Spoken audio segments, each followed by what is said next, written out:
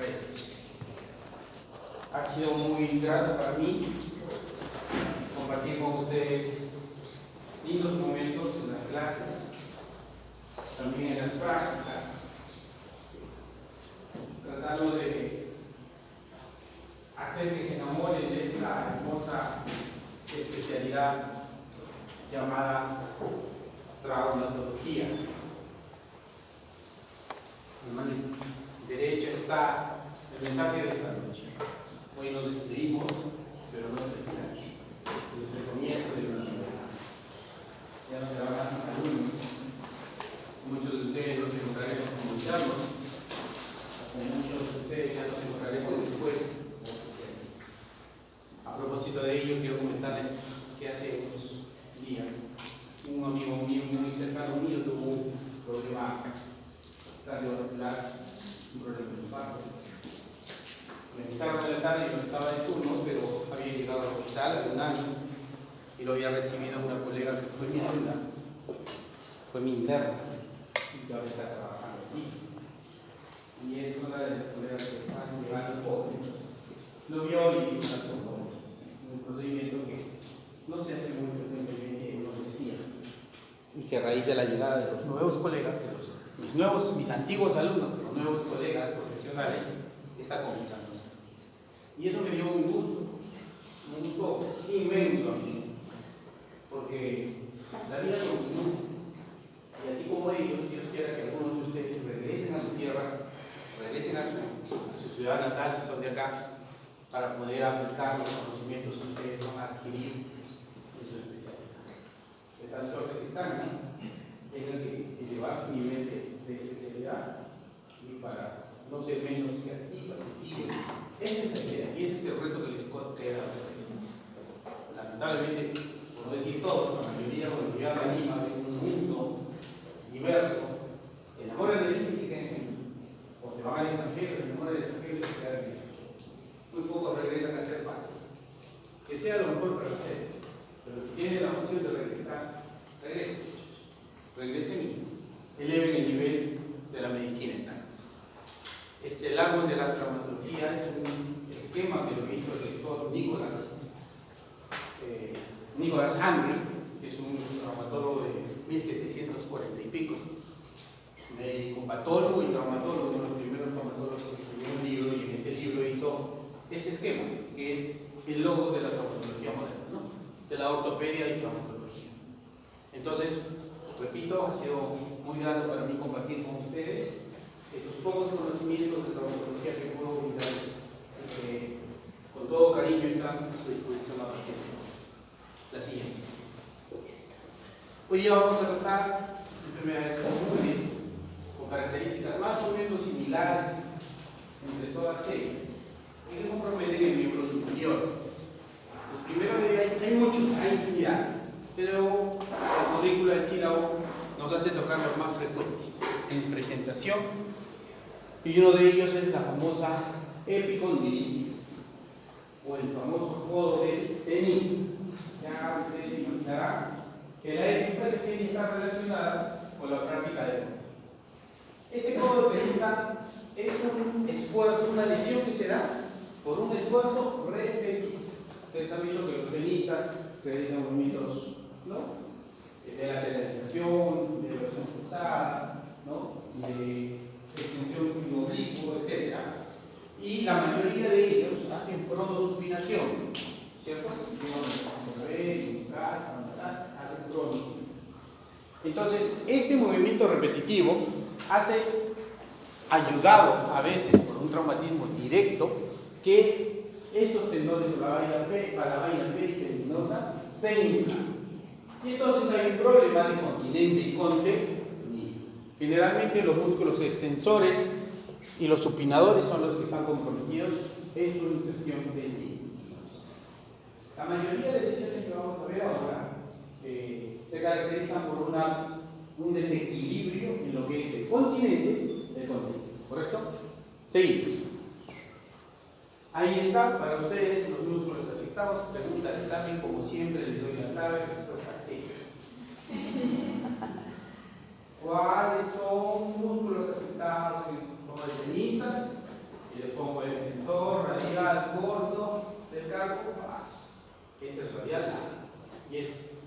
corto? ¿O está bien? Ahí los tienen, muchachos. Los estudios. ¿Correcto? De los supinadores, el largo y el corto. Es fácil de recordar. El extensor radial corto, el extensor radial largo. El supinador largo y el supinador corto. Y todos los del grupo de fuerza. Sigue. Epidemiología, miren ustedes. La epidemiología es una de las lesiones que más, con mayor frecuencia se presenta. ¿Aquí alguno de ustedes ha decidido ya su especialidad? ¿Todavía está en duda? ¿Alguno por ahí desea ser cirujano? ¿Sí? La cirugía actual utiliza mucho la laparoscopía. En la laparoscopía se hacen procedimientos en los cuales la pronosupinación es el movimiento que más se realiza con frecuencia. Por lo tanto, están sometidos a padecer este tipo de situaciones dolorosas. Yo he infiltrado a muchos colegas, profesores suyos incluso, con padecimiento de epicondilitis. ¿Correcto? Aquí veo que Juan Frontón empeora. Aquí veo que Juan Denis empeora. ¿Correcto? Entonces, 11% corresponde a profesionales. No solamente los médicos, a todos aquellos que por su trabajo realizan ese tipo de movimientos. ¿Correcto? Jugadores de tenis en el Perú, como no se practica mucho tenis, el frontón, que es lo que se practica bastante aquí en Tacna, padecen eso. Edad, 40 y 50 años. Relación entre hombres y mujeres, prácticamente lo mismo. ¿Correcto? Seguimos. ¿Cuál es la clínica? Miren ustedes. La característica es que el dolor es específico. Su nombre lo dice. Si es epicondilitis, ¿será dónde? En el epicóndilo. Estamos hablando del epicóndilo lateral. También se da epicondilitis medial, pero es muy rara, poco frecuente en su presentación, y además el manejo es casi exactamente idéntico al que estamos viendo ahora. ¿De qué se va a quejar la persona o cuáles van a ser sus molestias? El paciente va a agarrar y va a decir, ¿sabe qué, doctor? Quiero levantar mi vaso, quiero levantar mi tacita de café y siento que me tiembla la mano, siento que pierdo fuerza, no puedo hacerlo. Algunas veces quiero levantar y se me cae de la mano. Objetos pesados se me caen y me genera dolor. Entonces, débil agarre, impotencia funcional. Y cuando me voy a presionar o a palpar, siento dolor en esta zona. Y es una zona característica del epífisis. Eso es lo básico. El dolor generalmente es insidioso, punzante en la zona lateral. ¿Listo? Donde aumenta cuando la muñeca hace extensión activa. Y cuando la muñeca hace flexión pasiva, igual. Entonces, el dolor aumenta en la extensión activa y en la flexión pasiva. A ver, hagan esos movimientos. De repente alguno de ustedes ya tiene epicondilitis. Lleven la extensión activa de la muñeca. ¿Duele? Ahora con la otra mano lleven a la pasiva. ¿Duele? No. Sí. ¿Ustedes de vista? No. Entonces tenemos una paciente, vamos a implicar movimiento forzado repetido.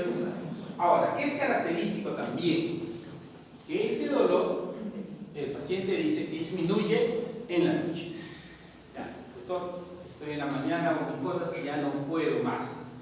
Así que me echo a descansar y bueno, en la noche se me pasa. Diferente a un hombro doloroso, ¿recuerdan?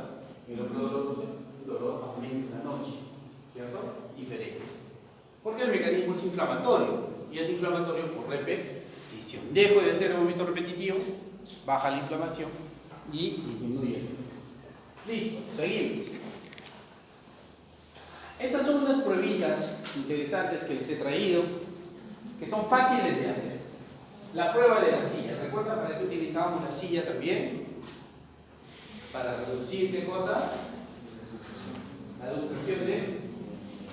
Oh, ya se me olvidaba. ¿Por qué me olvidan? ¿Por qué me olvidan mis clases? ¿Qué pasa? Entonces utilizamos la silla, pero esta vez no vamos a hacer sentar al paciente en la silla. Simplemente le vamos a decir que la levante en la y un lateral, ¿correcto? Nada más. Y que esté lo más pegada ahí. ¿Listo?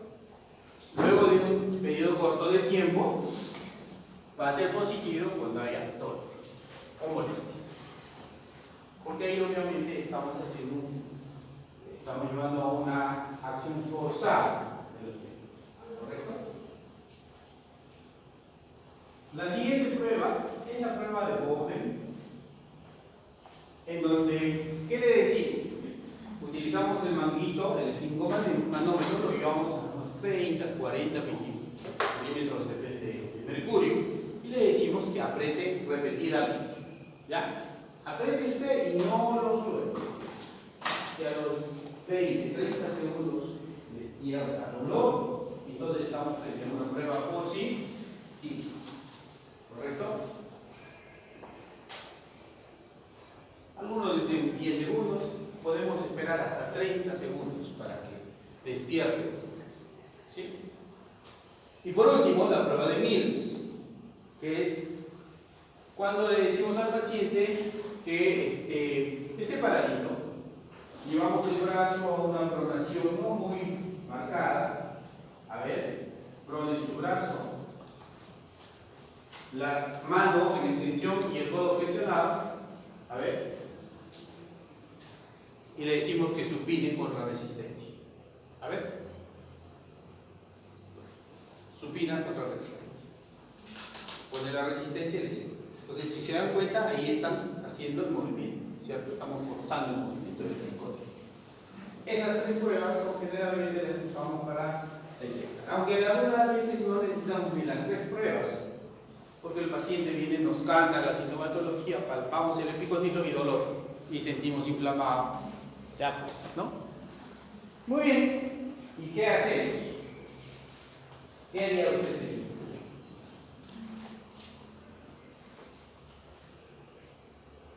¿Qué le da? No sabe, ya van los niños.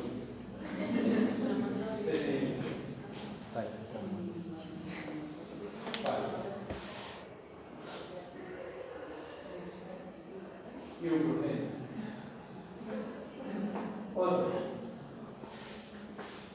Otro. Paracetamol, otro. Ketoprofeno, otro. Últimamente yo soy loco ketoprofeno. Sobre todo en la privada, le doy paracetamol y no, pero es una nueva presentación, de un drama, miente. Le doy ketoprofeno, le doy desketoprofeno. Te viene de Harvard. Sin embargo, el niño le doy solo para hacer. Cualquiera de ellos. Vamos a ver qué hacemos frente a estos pacientes. A ver. Fase primera. Obviamente, si entendemos, antes de llegar a los medicamentos, ¿ya? Recuerden que esta es una afección relacionada a la actividad laboral. ¿Qué tenemos que hacer? Modificar la doctrina. Entonces, primera conclusión, muchachos. Queridos muchachos, frente a una situación de enfermedad, hay que identificar la causa. ¿Cierto? ¿Recuerdan ustedes? Creo que ya les hablé de lo que es el libro mágico del arte de la guerra. ¿Cierto? Hay que conocer la causa, conocer a nuestro enemigo. Si sabemos que la causa es que juega tenis, ¿qué le decimos? Deje de jugar tenis. Obvio, si sabemos que la causa es una actividad repetida, descanso médico, 2 o 3 semanas. Entonces, esa es la primera fase. Cambiamos, disminuimos, modificamos la actividad. ¿Listo? ¿Qué actividades son las más importantes? Nada de peso, nada de extensión, repito. ¿Correcto? Entonces, primera fase es. Después, obviamente, tenemos que desinflamar la zona. Recuerden ustedes entonces, en base a sus conocimientos de fisiopatología, todo lo que saben sobre el proceso de inflamación, tendrán que poner. Ahí utilizamos lo que bien dijo vuestra compañera, antiinflamatorios.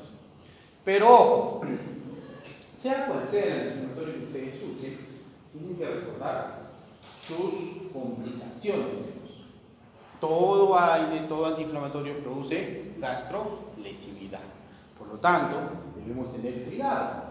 Al visitar nuestra lírica, me acuerdo que una de las primeras pacientes que yo visité acá, cuando llegué acá a trabajar, fue la mamá de una colega incluso, fue una muchacha que trabajaba en la clínica. Y le di ketoprofeno. Loco ketoprofeno. Y a los 3 días yo regresé una de la verdad. Entonces yo, este ketoprofeno no sirve. También que me habían hablado, me regalaban los pececitos. ¿Qué había pasado? La señora había tomado doble dosis. O yo de repente me había indicado doble dosis y lo recordaba, no me recordaba. Y entonces suspendimos, le dimos un tratamiento. Tener cuidado entonces cuando vamos a ir, no solamente la gastrolexividad, sino la nephrotoxicidad y la hepatotoxicidad. ¿Correcto? Pero sí tenemos que dar. ¿Por qué? Porque si no revertimos el proceso inflamatorio, podemos revertir la actividad, pero el proceso. ¿Y cuánto tiempo necesitamos para revertir el proceso inflamatorio?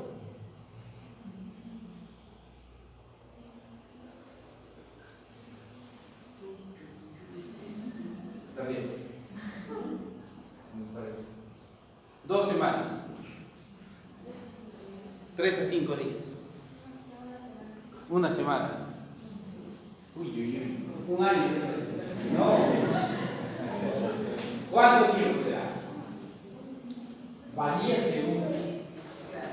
según la causa.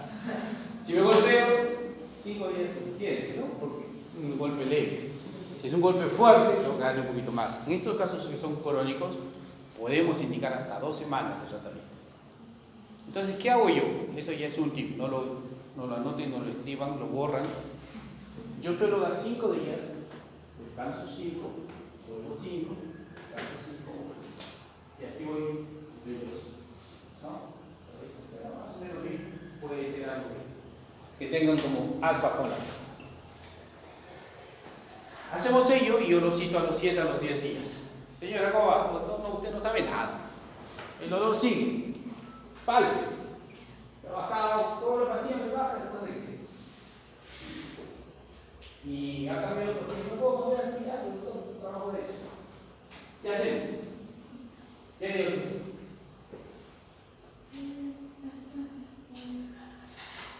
Valía, voy a leer. Vivas son ustedes. Segundo paso, la infiltración. ¿Correcto? ¿Qué es la infiltración? La colocación dentro de la zona lesionada del corticoide. ¿Qué es el corticoide? ¿Qué es el corticoide? Antiinflamatorio, ¿no? O técnico. Entonces se colocan microcristales antiinflamatorios, de amcinolona, de la zona de depósito, cualquier corticoide que sea utilizado. ¿Correcto? Resultados en 5 días a 6 semanas. La mayoría de veces va bien. Cuando el proceso es inicial, a veces cuando ya hay una tendinosis por ahí, una laceración, etc., tenemos que volver a infiltrar y obviamente controlamos después. Estos efectos adversos son propios de la utilización de corticoides, ¿correcto? Atrofia de la zona, desestimulación. Una mancha blanca, un halo blanco que aparece en la zona donde colocamos el corticoide, pero generalmente se da cuando lo infiltramos subdérmicamente o cuando lo infiltramos en forma más o menos breve. Están utilizando la toxina botulínica. ¿Listo? Nunca lo he utilizado yo, no tenemos toxina botulínica acá, pero como un protocolo más o menos para que conozcan. ¿Cuándo se le indica? Cuando el dolor dice que es muy extremo, cuando hay una debilidad asociada a extensores. No lo he usado, pero está dentro. ¿Qué más usaríamos? ¿Qué más se me puede usar? ¿O ahí te quedas?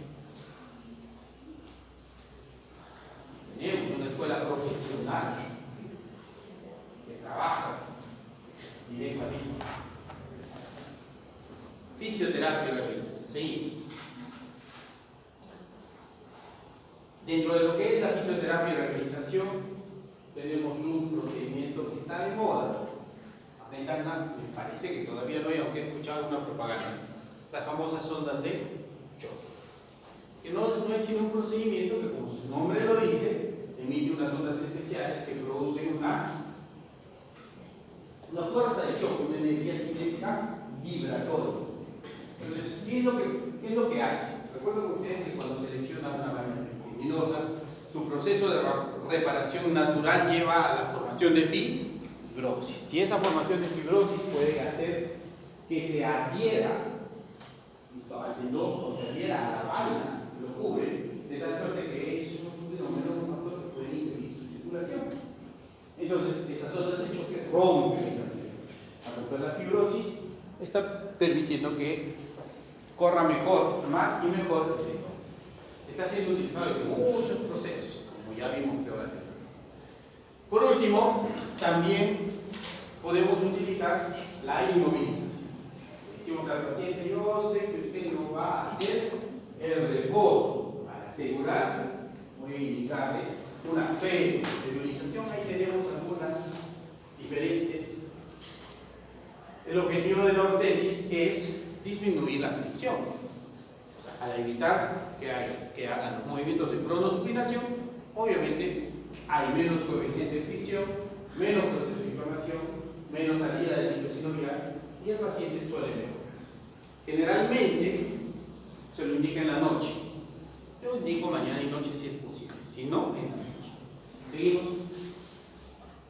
¿Cuándo operamos? Cuando hemos fracasado con todo lo que hemos visto. ¿Correcto? ¿Es fácil operar? No es muy bueno. Yo nunca he operado una epicondilitis. ¿Correcto? Si luego de 6 semanas, 12 semanas, a pesar del manejo médico, no hay dolor, el dolor es intenso, habrá que entrar a ver qué pasa.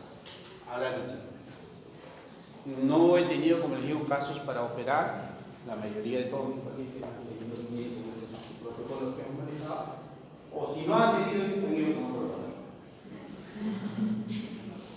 Hay que ser sinceros. ¿Listo? Entonces, ¿cuándo tratamos? Cuando la discapacidad es muy fuerte, cuando el manejo médico indicado de primera fase no cumple su objetivo, cuando hay alguna tumoración por ahí también a veces pasa, cuando hay una rotura, ¿ya?, del músculo, entonces hay que reinsertar. Siguiente. Esto es lo más importante. Para lo que es la epicondilitis, la prevención. Entonces el primer pilar del manejo de tratamiento es la prevención. ¿Qué tenemos que hacer? Evitar posturas prolongadas de extensión de muñeca. Primero, evitar posturas prolongadas de extensión de la muñeca. ¿Está de acuerdo?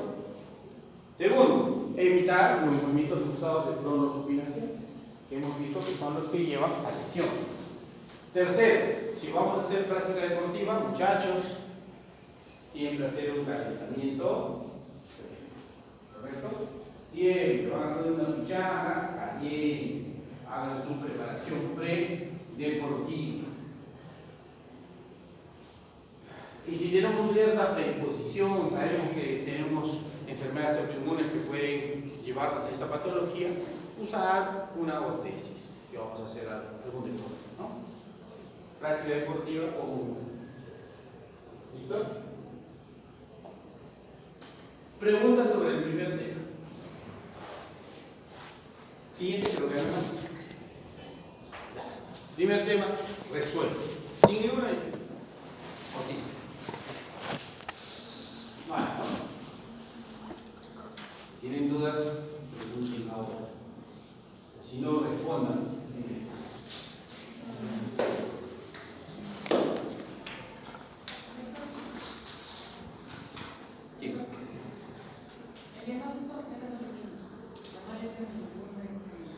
En todas las patologías que vamos a ver, podemos pedir ecografía o resonancia. Está hecho el protocolo. ¿El problema cuál es? Que como son patologías pequeñas, necesito un traductor pequeño. Entonces muy poco lo que las manos especializadas. La pregunta es, ¿no? Siempre dentro de lo que es teórico, dentro de lo que es protocolo, está. Pero yo, por eso no lo he puesto, sin error quizá,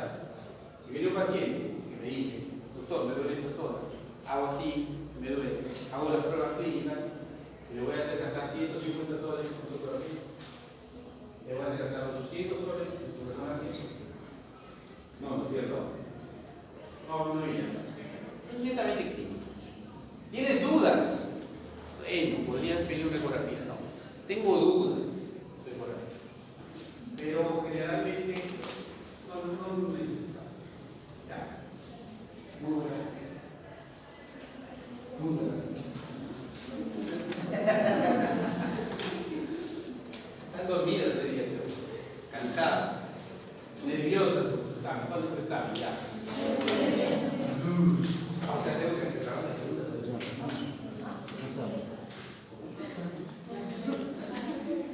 Ya les he dicho. Pero de mí siempre, como siempre, mis preguntas son muy fáciles, ponen una, dos, no ponen más. ¿Sí o no? Seguimos. Segunda patología, ¿no? La famosa enfermedad de Kervain. ¿Listo? Es una tenosinolitis descrita por Kervain o Kervain, el cual identificó esta patología en muchos de sus pacientes, quienes referían dolor. ¿En qué zona? En la correcto. Muchos de ustedes ya la saben, ya la conocen, así que vamos a pasar rápida. ¿Cuáles son los que se comprometen? A ver. Ahí está. Son dos. ¿Cuáles? ¿Perdón? A ver, hace el movimiento que hace el aductor largo. Todos. Dedito. Abeduzcan el dedo. ¿Pueden o no pueden? Ya, ¿cierto? Abducir. ¿Ya? Y el otro que dice, extensor corto. Extiendan. Entonces, extiendan y abduzcan. Extiendan y abduzcan. Duele, ¿cierto? ¿Sí? Aunque ustedes no lo crean, esta patología se produce cuando nosotros hacemos pinzas repetidas y a fuerza. Muy frecuente este caso. ¿Correcto? O sea, ¿quién está lesionado del primer compartimiento? Extensor de la oreja. Primer compartimento. ¿Y por quién está conformado este compartimento? Ya lo hemos dicho, el que abduce y el que. El que abduce largamente, pero extiende poco. Para que lo memoricen. Abduce mucho, pero extiende poco, ¿sí? Y es verdad, miren ustedes, la abducción es mayor, ¿cierto? La extensión es menor. ¿Ya? Para que tengan una memoria. Esto preguntan incluso, muchachos, incluso preguntan en el ENAM, ¿ya? En el ENAM, y preguntan en la residencia. Ahí la enfermedad está comprometida, se pone. ¿Cierto? El abductor corto, el abductor largo, el extensor corto y el abductor, o sea, juegan con esas palabras. Entonces, no se olviden. Abduce mucho y extiende poco. Se van a olvidar esas preguntas. Ingresen a la extensión. Una pregunta fue acá. Siguiente. Ahí estamos. Está sobre la prótesis estiloide. Hay un tabique extensor, fibroso. Muchas veces nosotros palpamos y sentimos la dureza, sentimos la fibrosis de esos pacientes. ¿Correcto? Siguiente. ¿Cuál es la etiología? Dice que hay dos mecanismos de producción. Un mecanismo estático y un mecanismo dinámico. El estático es lo que ya les dije, ya les adelanté. Cuando nosotros utilizamos el movimiento de pinza. ¿Ya? Movimiento de pinza. Y el otro dinámico, cuando por alguna circunstancia hay movilidad, pero de la articulación. Movemos la articulación. ¿Qué articulación? Trapecio, ¿verdad? Ahí lo ven. Siguiente. Y por último, un componente mecánico. Este componente mecánico es importante decir. Es irritación de la vaina tendinosa, no del tendón, de la vaina tendinosa. Por eso uno de los tratamientos es liberar la vaina. No trabajamos mucho sobre el tendón, trabajamos sobre la vaina. ¿Correcto? Siguiente. Hemos dicho que un componente es el componente, una de las causas del componente o de inestabilidad de la articulación. Pero en un 25% de los casos es por un golpe traumático. Entonces a veces nosotros cometemos el error, el paciente viene, doctor, me duele en esta zona, ¿te has golpeado? No, entonces no es febril. No es así. Solo un 25% es traumático, nada más. 75% es de otro nivel. Entonces, ¿qué pasa cuando hay un antecedente traumático? Se rompen las fibras del colágeno, ¿correcto? Al romperse las fibras, se rompe el cuerpo de los tendones extensores también, y puede haber un proceso, y este proceso reparador es el que lleva al aumento del volumen y a esa disconformidad del conteniente o el contenido. Se forma un hematoma y ese hematoma ocupa un espacio. Y ocupar ese espacio es el que impide el paso del contenido. Siguiente. Miren ustedes qué pasa. Además, el líquido sinovial comienza a aumentar en cantidad y a espesarse. Y también se forma una especie de lo que dijimos al inicio, una especie de fibrosis, fibras filiformes. Y esa fibrosis, como todo proceso reparador, es adhesivo. Y entonces comienza a haber algo de adhesivo. Esa adhesión es la que impide el paso normal. Siguiente. Vean ustedes ahí, está bien explicadito, miren, conozcan las poleitas. Y esta es la famosa, y lo que dije al inicio, la patología no es en los tendones, es en la vaina nada más. ¿Listo? ¿Nosotros recuerdan ustedes en anatomía cuántas poleas tenemos? ¿O qué son las poleas? ¿Recuerdas? En la mano. ¿Se acuerdan o no? ¿Se acuerdan de la anatomía? ¿Quién les enseñó la anatomía? ¿Va a hablar con Pedro acá? Yo no sé. Tenemos poleas en la mano, A1, A2, A3, A4, dependiendo de la zona. Esas poleas tienen la función de evitar que los tendones, sobre todo los flexores en la mano, se vayan por su lado, porque hay flexores que comparten movimiento con varios dedos, ¿no es cierto? El del segundo, tercero y cuarto es un solo movimiento, ¿cierto? Este es uno solo, este es otro solo, por eso a veces hay movimientos que no podemos hacer individual.